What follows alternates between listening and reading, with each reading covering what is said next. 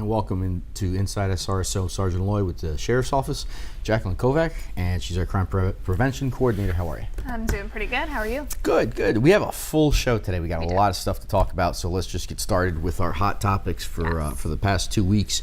First is our hot story. It's been crazy on Facebook, and that's our canine Orcon. They got hurt while on duty, and this was an interesting case. So we had an individual that decided to break into a house, and the first on scene was Sheriff Johnson. He just happened to be in the area, pulls up, sees a broken window, some blood, called for backup, and the closest backup was our canine officer, Deputy Miller, with canine Orcon.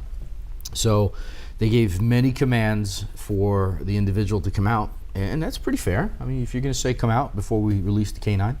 And that's your warning right there. Like, come out. That's called we're sending the dog. A clue in law enforcement terms. And we knew he was in there. He didn't want to come out. Canine goes in and located him. And it was at that point we heard some screaming. And of course, that was a bad guy with a few bites from Orcon. Fortunately, the canine deputy went and peeked his head up into the attic where he was. And he was forcefully punching the dog at that point. And once the canine was recovered, brought back, and obviously he was severely bleeding, and rushed to an emergency vet hospital where he was treated, went through surgery, and he is now home. And I'm happy to say, home resting with Deputy Danny Miller. So I just want to wish him the best. Hopefully, I just heard he will be back within a couple weeks, and right back on duty. So we want to. Wish our best to him, and thank you all for all the comments that we received on our Facebook page, wishing him the best. So, a canine officer is like one of ours, and he is. He is. And it was really, for all of us, it really means a lot when we hear well wishes and for our guys. So. And they're all good dogs. So they're awesome. Yeah. They're awesome. So, wish him the best. Next up, sexual assault arrest. So this is Dean Allen Matthews. You want to tell us about that one?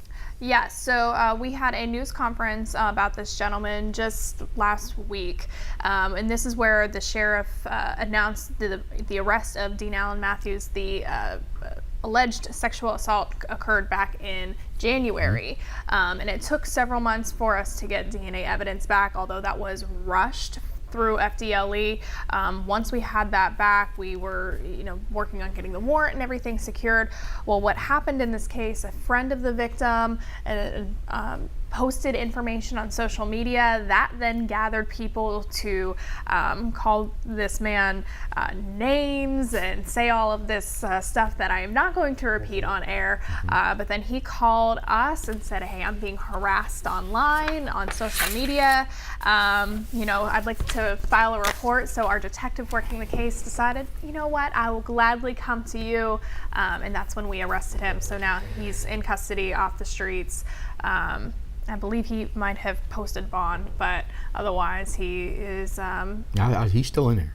No? Okay. The funny thing is, so this guy goes, and before he calls the sheriff's office, says, I'm going to go online and pay $25 to the service to see if he has a warrant.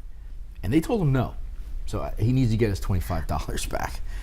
He should have just called the sheriff's office. It's a free phone call to the division. Sheriff's office, Yeah. So he pays his $25, calls, and then he calls to file a complaint.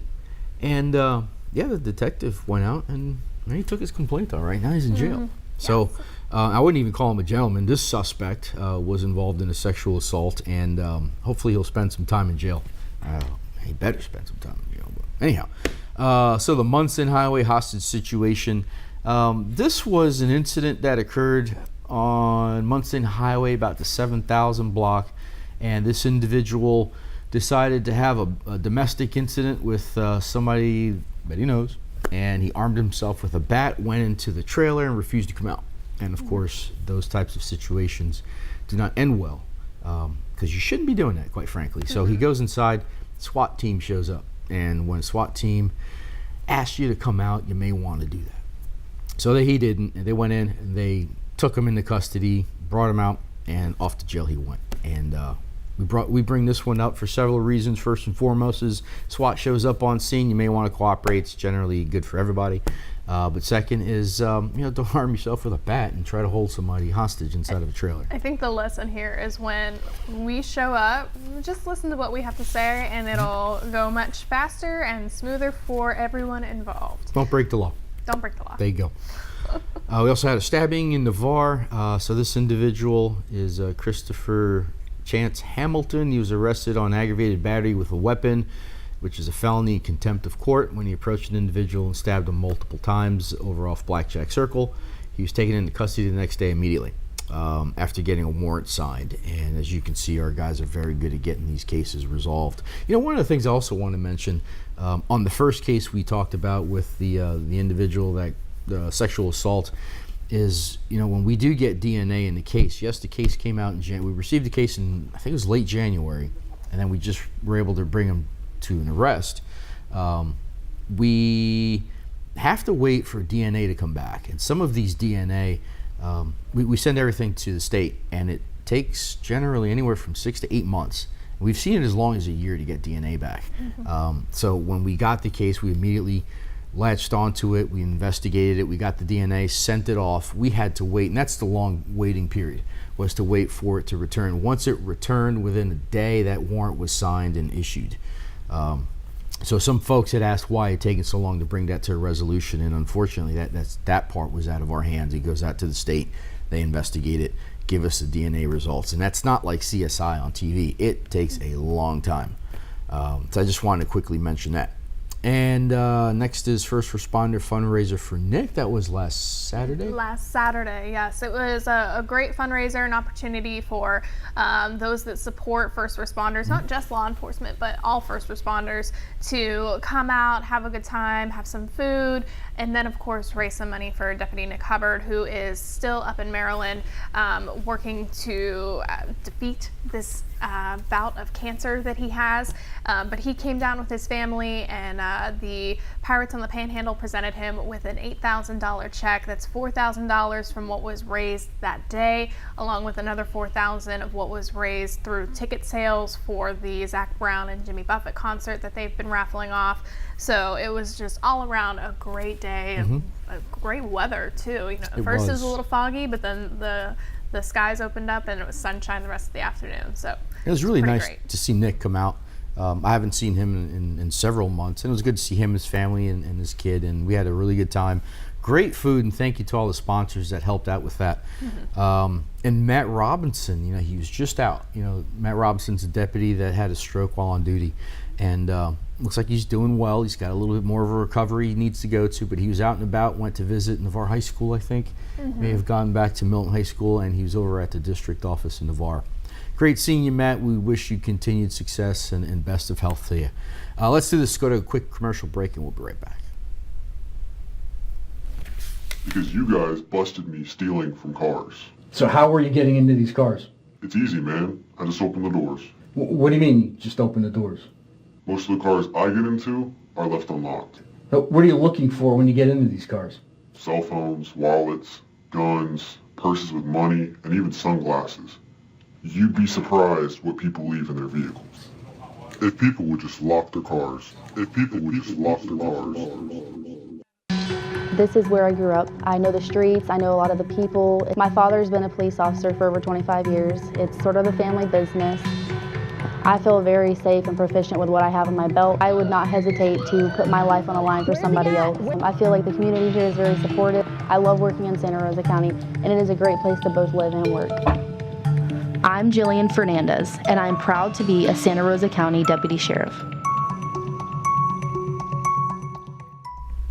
And welcome back. I am really privileged to have one of my favorite people from my favorite organization, Santa Rosa County, and this is Judy with Senior vs. Crime.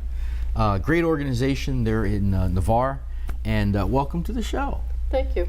And we really wanted you to come our show because I'm real passionate about seniors. I'm real passionate about these scammers that like to call on the phone, and I wish I could put them all in jail, but your organization is awesome. I want to thank you for what you and your crew does, but I also want the people to know what you do because it's a great service. So tell us a little bit about what is Seniors versus Crime. Well, Seniors versus Crime was established back in 1989, and it was probably the best kept secret in the state. What they did is gathered information to see what was happening because of the big influx of seniors, and they found out that they were being taken advantage of. So they started with doing outreach, and then they found that outreach was okay, but they needed a place for seniors to come and talk to peers. And they opened up an office in Delray Beach, and that office is still open today. Very busy. And then they decided to start opening offices all around. They started primarily in the lower part of Florida. And then in 2005, with the help of the Sheriff's Department and commissioners and the Senior Center President, Linda Cook, they had a portable building on the property, and they gave us half the building to open the office. So we've been open there since 2005. Wow. So what's the primary goal of Seniors versus Crime? What do you do? Basically what we want is to give the seniors a place to come, talk to peers, because we do need to be 50 or older to volunteer, so that they can sit down with us rather than go and have to say something to their children. A lot of them will not say anything to their children, because right away the children are thinking that, oh, time to put mom and dad in a home. They can't handle their own type of affairs anymore. So what we do is we give them a location that they can come to, and that's the same with all the offices. And they found it to be very, very successful. Are there any types of specific cases that you work with, or is it very broad? Civil. Primarily civil, nothing that involves complaints against doctors, hospitals, or lawyers. Those are really the three things that we do not get involved in, for various reasons. But other than that, we've had people come in just with a stack of Medicare statements, and they don't understand them all the time. And they want to make sure they don't lose their benefits, or they get a hospital bill, and we can sit and read the bill for them and try to figure it out for them. Sometimes even a bank statement, they can't balance it. And they've come in with the statement, and we've, helped them.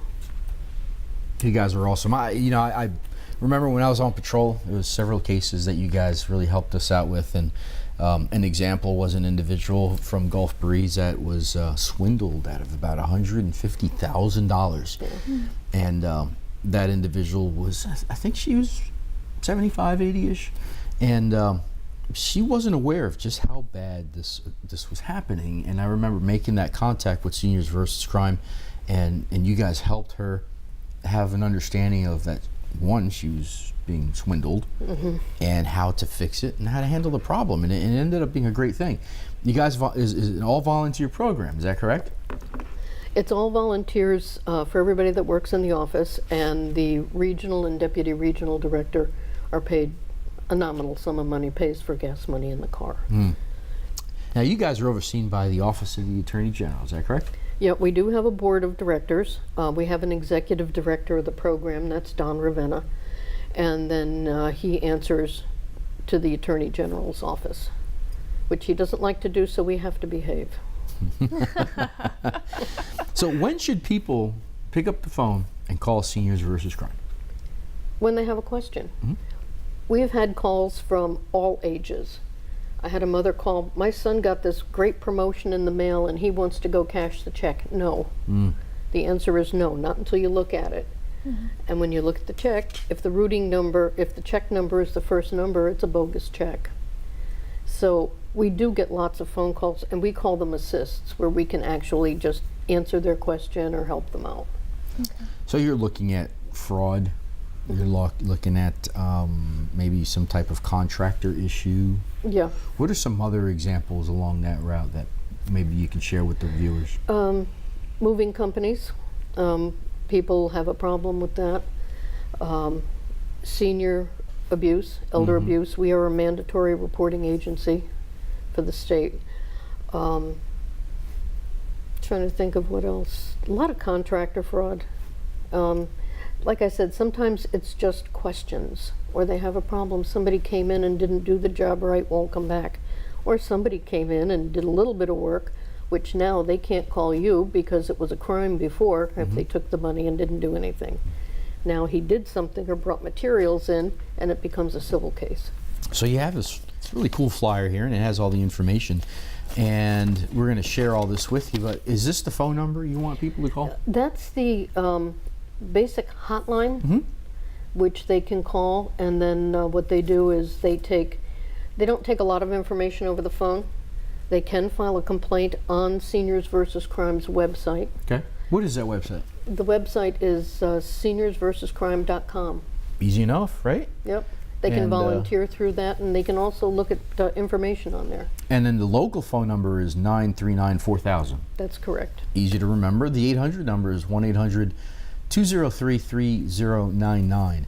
And let me tell you, you guys are awesome. So the days that you're open, tell me about that, your times. We're open Mondays and Tuesdays from 10 to 12. We're going to try once we get busier, because we were losing volunteers for lack of I'm glad. In a way, I'm glad, because that meant that there wasn't as much going on. But at that it's point, good, but it's bad. Yes, it is.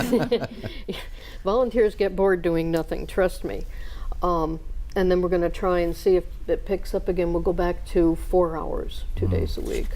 And you said volunteers have to be at least 50 years old or Yes. older, but the people that you help, is there an age limit on that? Primarily, we gear ourselves towards seniors, but we had one couple that was in their 20s. Okay. And we will, if you walk through the door, we will help you, provided it's a legitimate complaint. Yeah. And that's great. So it's seniorsvscrime.com. You have a Navarre office. Where's the Navarre office located at? On the grounds of the senior center across from the Navarre Public Library. And now what happens if somebody's maybe in the north end of the county? We've just now been able to get a location at the sheriff's office, where if they call us and they can't get down to Navarre, as some seniors can't, and mail sending paperwork back and forth doesn't always work either. Yeah. So they've agreed to give us a desk and a chair, and that's primarily all we need to sit there and take their complaint. That's awesome. Well, let's do this. Let's go to a quick commercial break, and we're going to be right back. Why are we here? Because you guys busted me stealing from cars. So how are you getting into these cars? It's easy, man. I just open the doors. What do you mean you just open the doors? Most of the cars I get into are left unlocked. What are you looking for when you get into these cars? Cell phones, wallets, guns, purses with money, and even sunglasses. You'd be surprised what people leave in their vehicles. If people would just lock their cars. If people would just lock their cars. From that first day when I started hearing stories about what law enforcement actually, entailed, I was hooked. I'm very involved with, being on the SWAT team. It's my niche, if you will. I take pride in what I do. And my wife grew up in Santa Rosa County. I have, 2 children, one on the way. I try to be the best husband and father I can be. Hopefully at the end of the day, it'll make me a better cop as well. I am Michael Ramirez, and I am proud to be a Santa Rosa County Deputy Sheriff. Crime Judy, one of my favorite folks down there in Navarre, doing some awesome things for our senior citizens. We talked about your program. Is there a charge? No, there's never a charge. We are a free program, and that's probably what makes it even more attractive to seniors. A lot of them don't have the money. They've either been scammed out of it or they're living on a very, very small budget. That is really sad, but that's what you guys are there for. Yeah. What's the biggest misconception about your organization? I think a lot of times, even the police departments, just by the sound of the organization name, it sounds like maybe we want to be police officers. And trust me, we don't. I'm married to an ex-police officer. No, I wouldn't want his job for love or money, or yours. Yeah. It's a very difficult job. There are times where some of us probably wish we could, but we do not, and we do not want their job. We don't want to tread on their feet. If it's criminal, we will turn it over to you in a heartbeat. So you kind of guide folks, seniors, through these issues that they may have. Yeah, and we also try to guide them through if we have to file reports that are available online. They can come into the office, and we can actually sit there with them and fill out the report. One of the things I read in your flyers that this is not public information. Is that correct? How does that work? I'm not going to turn around and take your case and give it to the local press. Good. Good. So you kind of keep it. We do. There are certain steps that if they do go beyond that, get a lawyer, then they would have to physically ask us for the content of it. But no, nothing goes outside that office. Awesome. And do you guys need volunteers to help? We're always looking for volunteers. Again, a lot of it has to do with the age. People suddenly decide they want to travel more and they want to, volunteer even less. They can either go to the website, which is seniorsversuscrime.com, and there's a section there where they can put in a volunteer application. They can stop in the office and we can give them a volunteer application. I want to thank you for coming. You guys do a great thing for our community, great things for senior citizens, and if you have any questions, give her a call. She'll answer the phone. You guys can talk. and you said your hours are very limited, but can somebody leave a message, or and you'll get back to them? And they can leave a full message until the beep cuts them off again. But yeah, that's really the best way, because I know that's kind of a limited amount of time. Right. Now, but if it is an emergency, call 911. Oh, yes, definitely. Awesome. Well, thank you. I appreciate it. Hang with us. Now we're going to do our favorite part of the show, which is our wanted fugitives. Yes. So, Jacqueline, let's get started with that. All right.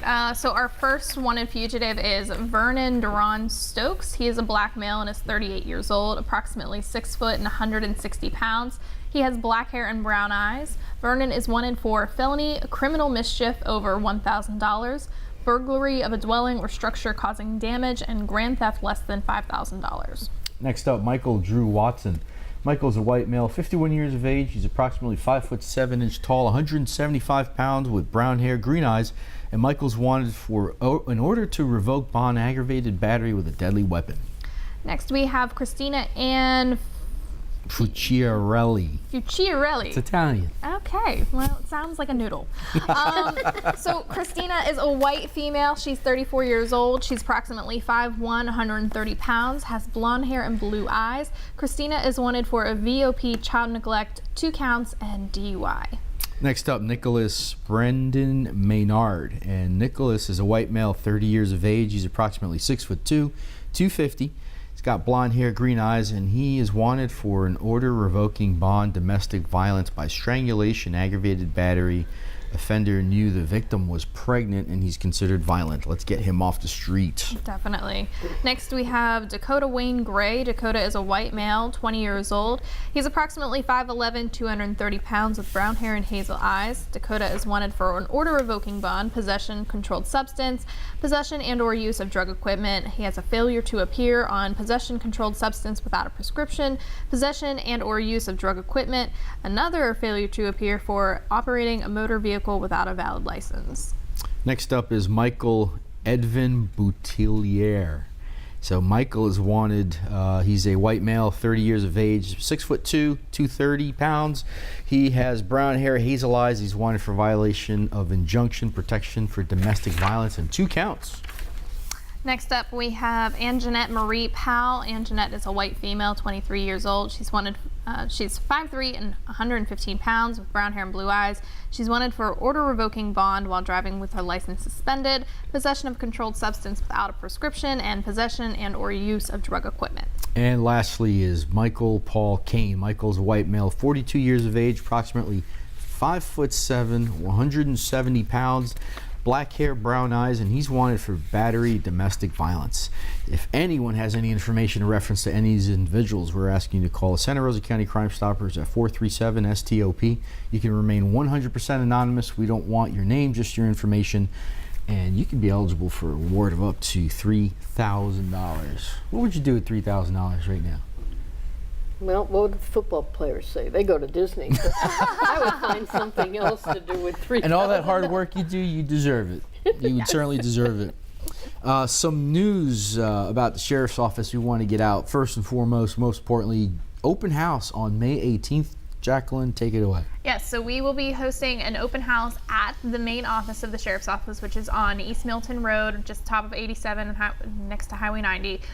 We will be having tables with all of our units at the Sheriff's Office. We'll be having a canine demonstration, a traffic demonstration, as well as a SWAT demonstration. So even if you're just coming for those, come, because you get to see our deputies demonstrate what they do on a day-to-day basis, answer questions, and who doesn't want to pet dogs? I mean, that's my favorite part.